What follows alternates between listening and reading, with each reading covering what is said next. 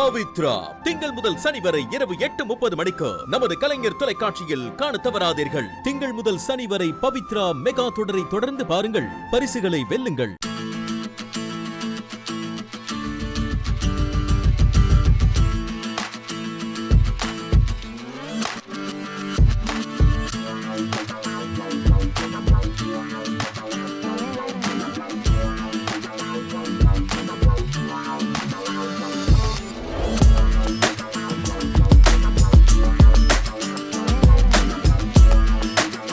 வணக்கம் நண்பர்களே, இன்னும் ஒரு இனிய காலை பொழுதில் தீதும் நன்றும் நிகழ்ச்சியில் உங்களை சந்திப்பதில் மிக்க மகிழ்ச்சி அடைகிறேன். பொதுவாக கொச்சைப்படுத்தப்படுகிற சொற்கள், அர்த்தம் தெரியாமல் தாக்கப்படுகிற சொற்களை பற்றி நாம் பேசிக்கொண்டிருக்கிறோம். இதற்கு முந்தைய நிகழ்ச்சியில் பாசிசம் பற்றி பேசினோம். அதே போல் பாசிசம் எப்படி வலுவிழந்த நிலையில் அதை ஒரு கேலியாக பயன்படுத்தி அதனுடைய பொருளை நீர்த்து போகச் செய்கிறார்கள் என்று. அதே போல் மிக முக்கியமான சொல் திராவிடம். திராவிடம் என்ற சொல்லை பற்றி இன்றைக்கு பல கொச்சையான விமர்சனங்கள் முன்வைக்கப்படுகின்றன. திராவிட மாடல் என்பதை பற்றியெல்லாம் முக்கியமாக சில சமூக வலைத்தளங்களில் திராவிட நாடு எங்கே வரைபடத்தில் இருக்கிறது என்று கேட்கிறார்கள். வேறு சிலர் பார்த்திங்கன்னா உங்கள் ஆதார் அட்டையில் திராவிட நாடு இருக்கிறதா என்றெல்லாம் கேட்கிறார்கள். ஒரு பாமரத்தனத்தினுடைய உச்சத்திலிருந்து கேட்கிற ஒரு கேள்விதான் அது என்று நான் சொல்ல முடியும். ஏனென்று கேட்டால் திராவிட நாடு என்பது பூகோள ரீதியாக, மொழி ரீதியாக, இன ரீதியாக ஒரு ஒத்த மொழி குடும்பங்களை கொண்ட ஒரு 4 மொழிகள், அந்த மொழி குடும்பங்களைச் சேர்ந்த அவற்றுக்கிடையான பொதுப்பண்புகளை கொண்டு இன மரபு ரீதியாகவும் மொழி மரபு ரீதியாகவும் உருவாக்கப்பட்ட வரையறை தான் திராவிடம் என்பது. அந்த திராவிடத்தினுடைய அடிப்படையில் தான் இன்றைக்கு நாம் ஒரு மிகப்பெரிய அளவிற்கு வளர்ச்சி திட்டங்கள், சமூக நீதி திட்டங்கள் போன்றவற்றையெல்லாம் நாம் தீட்டி வருகிறோம். இன்னும் சொல்லப்போனால் தென்னிந்தியாவினுடைய வரைபடம் என்பது பெரும்பாலும் திராவிடம் என்கிற அந்த சொற்களால் தான் வரையறுக்கப்படுகிறது. இன்னும் நம்முடைய நாட்டினுடைய தேசிய கீதத்திலேயே இந்த திராவிடம் என்ற சொல் இடம்பெற்றிருக்கிறதை நாம் பார்க்கிறோம். அப்படி என்று சொன்னால் வரலாற்று ரீதியாகவும் உணர்வு ரீதியாகவும் ஒன்றுபட்ட நிலப்பரப்பு, ஒன்றுபட்ட மொழி, ஒன்றுபட்ட பண்பாடு இவற்றை குறிக்கிற சொல் திராவிடம்.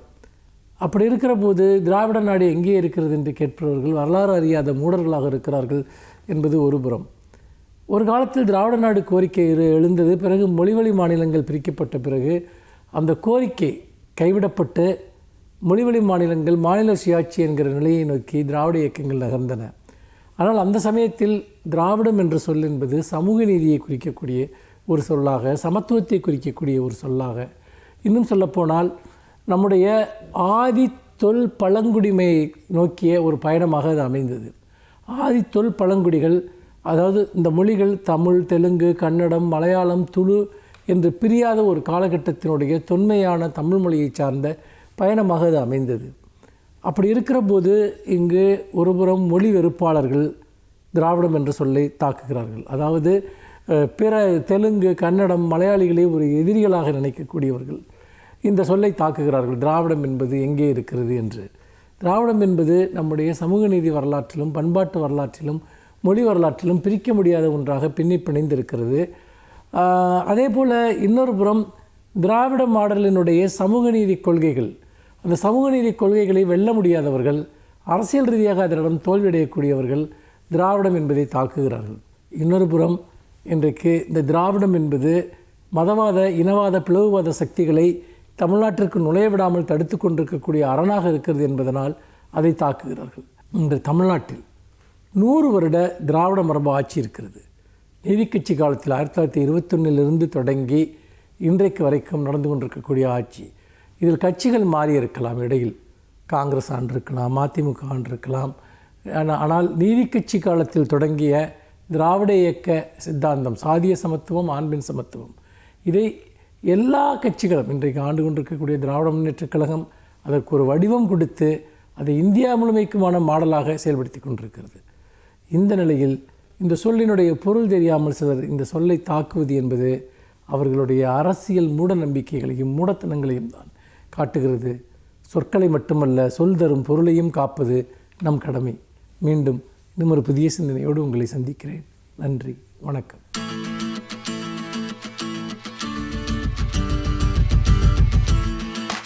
அனைவருக்கும் என் அன்பு வணக்கம். அண்மையில் இந்த ஃபேசிசம் என்கிற சொல் அரசியல் வெளிகளில் கூடுதலாக பேசப்படுகிறது. ஒரு புதிதாக தொடங்கப்பட்ட ஒரு கட்சியின் மாநாட்டில் அவர்கள் ஃபேசிசம் என்றால் நீங்கள் பாயசமா என்று ஒருவர் கேட்டிருக்கிறார். அவருக்கு ஃபேசிசம் பற்றிய புரிதல் என்னவாக இருக்கிறது என்பதை இது காட்டுகிறது.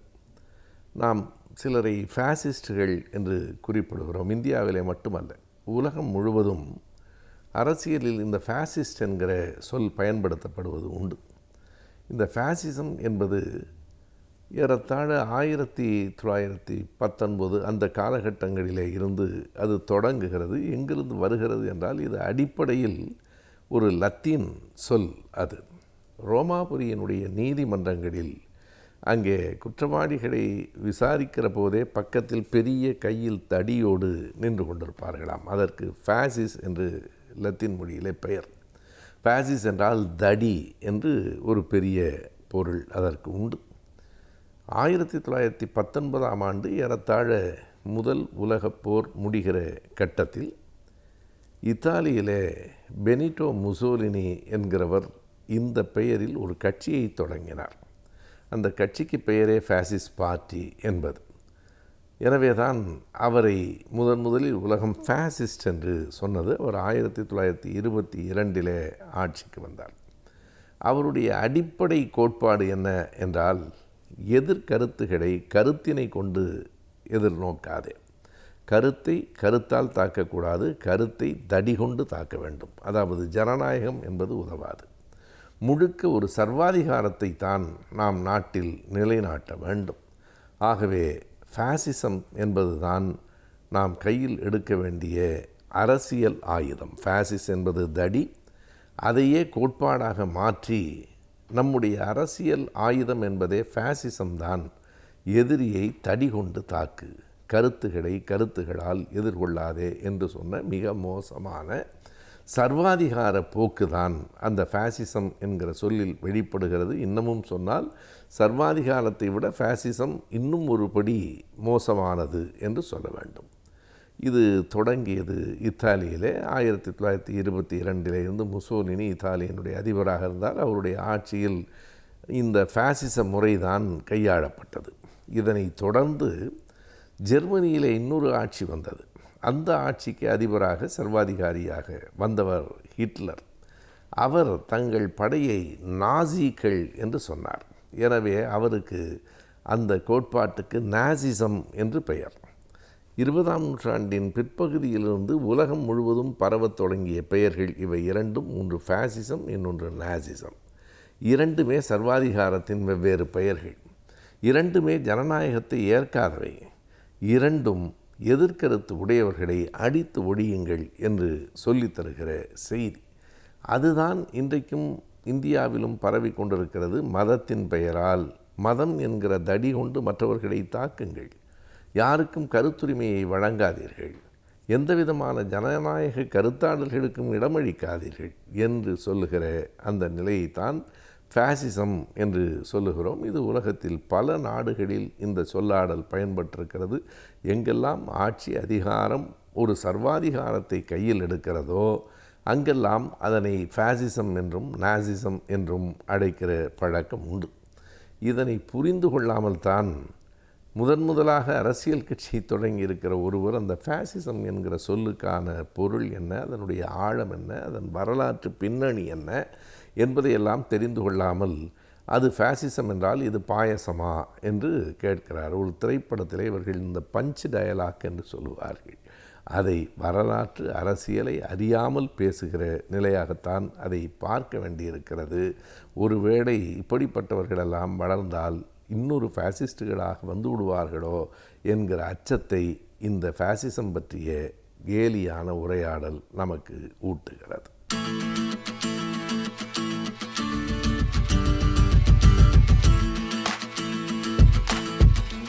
இன்று ஆலோசனை நேரத்தில் ஹைப்பர் டென்ஷன், அதாவது உயர் இரத்த அழுத்தம், அதை பற்றி சில குறிப்புகளை சொல்கிறதுக்காக வந்திருக்கேன்.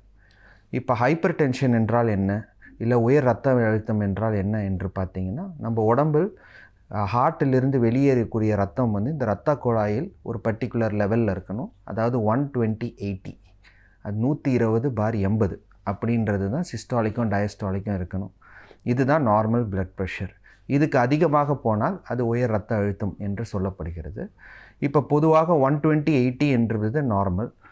120லேருந்து 140 வரைக்கும் சிஸ்டாலிக்கும், 190லேருந்து டயஸ்டாலிக் 90 வரை டயஸ்டாலிக்கும் வந்து பார்த்திங்கன்னா அதிகமாக இருந்தால் அது ஹை நார்மல் என்று அழைக்கப்படுகிறது. இதே 140க்கு மேலே இருந்தால் அது பேர் வந்து பார்த்திங்கன்னா இப்போ ஃப்ராங்க் ஹைப்பர் டென்ஷன் என்று சொல்கிறார்கள். அப்படி இல்லைன்னா கிரேட் 1. 160க்கு மேலே இருந்தால் கிரேட் 2. ஸோ இதைத்தான் வந்து பார்த்திங்கன்னா உயர் இரத்த அழுத்தம். இது எதனால் வருகிறது? ஃபஸ்ட்டு டயபெட்டிஸ், அதுதான் முதல் காரணம். சுகர் இருந்தால் அவர்களுக்கு உயர் இரத்த அழுத்தம் வரக்கூடும்.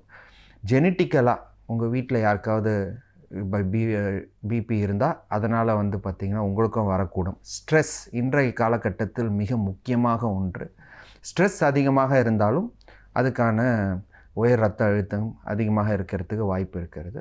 அது மாத்திரம் இல்லாமல் உடல் எடை ஒரு முக்கியமான காரணம். ஒபிசிட்டி இன்று வந்து அதிகமாக எல்லாரும் வந்து உடற்பயிற்சி செய்வதில்லை.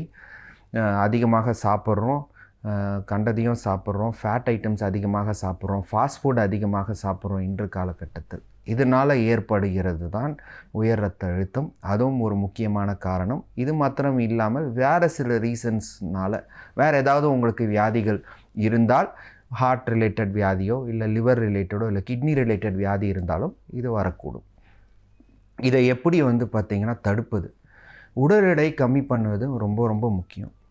உடல் எடை வந்து இப்போ ரீசெண்டான ஆய்வறிக்கை என்ன சொல்லுதுன்னா, அதாவது 7% உங்கள் உடல் எடையை குறைத்தால் அட்லீஸ்ட் 10லேருந்து 15 வரைக்கும் உங்கள் பிபி குறையும் அப்படின்னு சொல்லுது. அதனால் உடல் எடை உங்களுக்கு அதிகமாக இருந்தால் நீங்கள் வந்து பார்த்திங்கன்னா அதை குறைக்கிறதுக்கு எக்ஸசைஸ் வந்து செய்ய வேண்டும், டயட்டை கண்ட்ரோல் செய்ய வேண்டும். இரண்டாவது முக்கியமாக உப்பு. இப்போ நம்ம உப்பு வந்து நிறைய போட்டு சாப்பிட்றோம். சம்டைம்ஸ் வந்து ரசத்தில் உப்பு போடுறோம், அப்பளத்தில் உப்பு இருக்குது, ஊறுகாய் அதிகமாக சாப்பிட்றோம். அது மாத்திரம் இல்லாமல் இந்த லெமன் சோடான்ற அதுலேயும் உப்பு போட்டு அதிகமாக சாப்பிட்றோம். ஸோ இதனால் வந்து அதிகமாக உப்பு உடம்பில் சேர்ந்தாலும் ஹைப்பர் டென்ஷன் வர்றதுக்கான வாய்ப்புகள் இருக்குது. இதை நம்ம வந்து நிறைய பேர் என்ன கேட்குறாங்க, ராக் சால்ட் சாப்பிட்லாமா டாக்டர், இல்லாட்டி வந்து மற்றபடி இந்து உப்பு சாப்பிட்லாமா, அதுக்கும் இதுக்கும் சம்மந்தம் இருக்கா, பெனிஃபிட்ஸ் இருக்கா அப்படின்னு கேட்டால், ராக் சால்ட்டில் வந்து அதிகமாக மினரல்ஸ் இருக்குது. ஆனால் அதோட இம்ப்யூரிட்டிஸும் ஜாஸ்தியாக இருக்குது. ஏன்னா நார்மல் சால்ட் மாதிரி அது பியூரிஃபை பண்ணி வர்றதில்லை.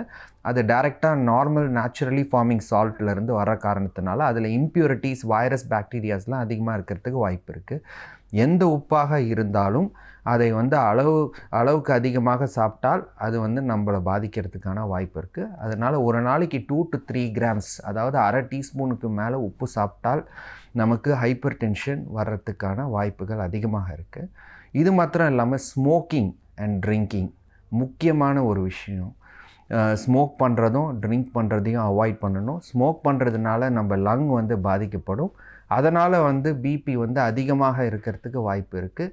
அதே மாதிரி ட்ரிங்கிங்னால லிவர் பாதிப்பு ஏற்படும். அது மாத்திரம் இல்லாமல் அது ஓவரால் சிஸ்டமையே, மெட்டபாலிக் சிஸ்டமையே மாற்றி அமைக்கிற காரணத்தினால் லிவரும் பாதிப்பு ஏற்படும். ஸோ அதனால் வந்து ஹார்ட்டோ இல்லை பிபியோ அதிகமாக இருக்கிறதுக்கு வாய்ப்பு இருக்குது. இதனால் ஹைப்பர் டென்ஷன் உண்டாகும். ஸோ அதனால் ஸ்மோக்கிங், ட்ரிங்கிங், உப்பு, வெயிட், இதுதான் மெயினும் 4 காரணங்களை நம்ம உடனடியாக அவாய்ட் பண்ணுறதுக்கான வாய்ப்புகள் இருக்குது. இப்போ பிபி அதிகமாக இருக்கிறவங்க என்ன மாதிரியான டயட் எடுத்துக்கலாம் அப்படின்னு பார்த்தீங்கன்னா, நீங்கள் நார்மல் பேலன்ஸ் டயட்டே எடுத்துக்கலாம். புரோட்டீன் அதிகமாக எடுத்துக்கொள்ளுங்கள், கார்போஹைட்ரேட்ஸை கம்மியாக எடுத்துக்கொள்ளுங்கள். அது மாத்திரம் இல்லாமல் உப்பு வந்து 2 கிராம்ஸ், அதாவது அரை டீஸ்பூன் வரைக்கும் எடுத்துக்கொள்ளுமாறு அறிவுறுத்தப்படுகிறது. இது மாத்திரம் இல்லாமல் டயட்டில் வந்து பார்த்திங்கன்னா உப்பு அதிகமாக இருக்கிற காய்கறிகளும் அதே மாதிரி க்ரீன் லீஃபி வெஜிடபிள்ஸ் வந்து அதிகமாக எடுத்துக்கொள்ள வேண்டும். ஸ்டார்ச் ரிலேட்டட் வெஜிடபிள்ஸை கம்மி செய்ய வேண்டும். இது மாத்திரம் இல்லாமல் அப்பளம், ஊறுகாய் இந்த மாதிரி விஷயங்கள் உப்பு அதிகமாக இருக்கிறதை நீங்கள் தவிர்த்தீங்கன்னா உங்களுக்கு வந்து பிபி வந்து கட்டுக்குள் வரும். இது வந்து டயட் சம்மந்தப்பட்ட விஷயங்கள். இது மாத்திரம் இல்லாமல் எக்ஸசைஸ், அது வந்து ஒரு முக்கியமான காலகட்டங்கள். பிபி இருக்கவர்கள் 40லேருந்து 45 நிமிடம் மினிமம் கிட்டத்தட்ட வந்து பார்த்திங்கன்னா ஒரு 5 நாளைக்காவது எக்ஸசைஸ் கட்டாயம் பண்ண வேண்டும். இது பண்ணால் உங்கள் உடல் எடையும் குறையும். அது மாத்திரம் இல்லாமல் அதுக்கான வந்து பார்த்திங்கன்னா வந்து பலனும் உங்களுக்கு ஏற்படும். பிபியும் கம்மியாகிறதுக்கு வாய்ப்பு இருக்குது. அதனால் minimum 40 minutes to 45 minutes 5 times a day வந்து எக்ஸசைஸ் செய்கிறது நல்லது. இதனால் எக்ஸசைஸ் மற்றும் டயட்டுனாலேயே கண்ட்ரோல் பண்ணலாம். சில பேருங்களுக்கு மருந்துகளும் தேவைப்படும். இந்த ப்ரீ ஹைப்பர் டென்ஷன் இருக்கவங்க இதை ஃபாலோ பண்ணிங்கன்னா கட்டாயம் மருந்து சாப்பிட வேண்டிய நிலைமை உங்களுக்கு ஏற்படாது. ஆல்ரெடி மருந்து சாப்பிட்டுட்டு இருக்கிறவர்கள் தொடர்ந்து மருந்து உட்கொள்ள வேண்டும். உங்கள் பிபி நார்மலாக இருக்குதுன்னு சொல்லி நீங்கள் தயவுசெய்து மருந்தை நிப்பாட்ட வேண்டாம். ஏன்னால் அப்படி நிப்பாட்டினால் உங்களுக்கு திடீர்னு பிபி ஷூட் ஆகி அதுக்கான ஸ்ட்ரோக்கோ இல்லை ஹார்ட் அட்டாக்கோ இல்லை கண்களோ இல்லை கிட்னியோ பாதிக்கிறதுக்கான வாய்ப்புகள் அதிகமாக இருக்கிறது. அப்படி உங்களுக்கு நிப்பாட்டணும் அப்படின்னு என்று தோணினால் உங்கள் மருத்துவரிடம் ஆலோசனை செய்யுங்கள். அவங்க வந்து பார்த்திங்கன்னா உங்களுக்கு கரெக்டான விஷயங்களை வந்து சொல்லி அறிவுறுத்துவார். இன்று இருக்கிற காலகட்டத்தில் பிபிக்கு மருந்து போட்டால் லைஃப் லாங் போடணுமா டாக்டர் அப்படின்னு நிறைய பேர் கேட்குறாங்க. அந்த மாதிரி வந்து ஒரு கருத்து வந்து தவறானது. பிபிக்கு மருந்து போட்டால் உங்களோட கோமார்பிட் கண்டிஷனை பொறுத்து இருக்குது. ஆல்ரெடி எனக்கு ஹார்ட் ப்ராப்ளம் இருக்குது, டயபெட்டிஸ் இருக்குது, ஸ்ட்ரோக் வந்திருக்கு, இந்த மாதிரி பிரச்சனைகள் இருந்தால் நீங்கள் தொடர்ந்து மருந்துகள் வந்து உட்கொள்ள வேண்டும். இதே ப்ரீ ஹைப்பர் டென்ஷனில் இருக்கீங்க, உங்களுக்கு மருந்துகள் கொடுத்துருக்காங்க, நீங்கள் இடையோடை குறைத்து விட்டீர்கள், உங்களுக்கு வந்து உப்பு கம்மி பண்ணிட்டீங்க, ஒரு பர்டிகுலர் லைஃப் ஸ்டைலை நீங்கள் ஃபாலோ பண்ணுறீங்க, அப்படி என்றால் நீங்கள் வந்து பார்த்திங்கன்னா கட்டாயம் மருந்தை நிப்பாட்டுறதுக்கான வாய்ப்பு இருக்குது. மருத்துவரின் அறிவுரையை கேட்டு நடந்து கொள்ளவும். அதனால் வந்து பார்த்திங்கன்னா இந்த பிபி சம்மந்தப்பட்ட டிப்ஸ் இதனால் நீங்கள் வந்து அதை கரெக்டாக ஃபாலோ பண்ணிங்கன்னா பிபியை தடுக்கவும் பிபியை கட்டுக்குள் வைக்கிறதுக்கும் வாய்ப்பு உள்ளது.